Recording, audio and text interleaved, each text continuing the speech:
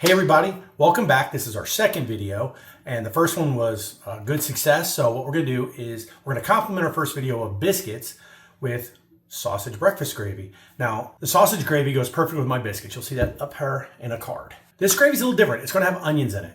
That might be weird, and if you don't like onions, you can omit it, but I say you gotta try it at least once. You have to try it once. It is amazing. In my video, you will not see me actually physically measure the flour and fat. When you make enough gravies, you kind of do it by eye, but you want to use the ratio 2 tablespoons of fat, 2 tablespoons of flour, and 1 cup of milk for your recipe. That's a good foundation for starting the roux and then adding the milk. That'll give you a nice thicker gravy. Not too thick though. It's a 75% to 25% ratio of flour to cornstarch. The cornstarch helps thicken it up. The cornstarch gives it a nice gloss, and it doesn't have any kind of graininess to it at all. As always, trust the process, believe in yourself. Are you ready? Let's go. You'll need 1 medium to large onion rough chopped, 1 tablespoon rubbed sage, 1 teaspoon of red pepper flakes, coarse black pepper, and salt. For every 2 tablespoons of fat, you'll need 2 tablespoons of the 75% flour to 25% cornstarch mixture, 1 cup of whole milk, and your favorite breakfast sausage.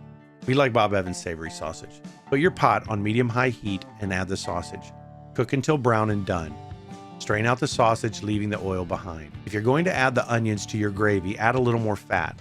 When the fat melts, add your onions and lightly salt to help them sweat. Cook until just starting to caramelize. Strain the onions and leave the remaining oil behind. Remember the 2-to-1 method.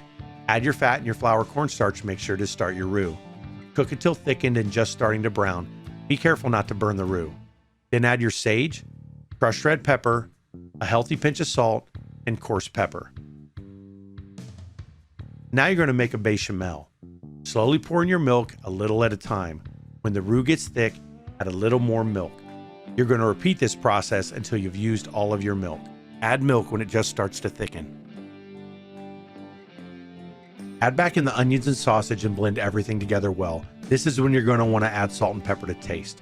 Cover and set aside for 10 minutes. This will help the gravy thicken a little bit as it cools. After 10 minutes, you can adjust thickness with milk as needed. Hey everybody, welcome back. Wasn't that hard, was it? Yes, there's a lot of stir time, but you might not be making as much gravy as I do because I got to feed a lot of people. The ratio of flour to cornstarch, it works amazingly well. It gives you a little thicker, glossier gravy. It's creamier. Also, that 10 minutes rest period, that's a good thing because sometimes the gravy turns out a little grainy. You don't know why, you can't figure it out. If it turns out a little grainy, that will help the flour molecules break apart. So when you get to it, it's creamy as ever. And never stop stirring. That is a key. Never stop stirring. When you do, you could scald the milk, burn the gravy, and then you got a kind of a bad situation going on. So, without further ado, we're going to try this. We're going to see if Trina's awake.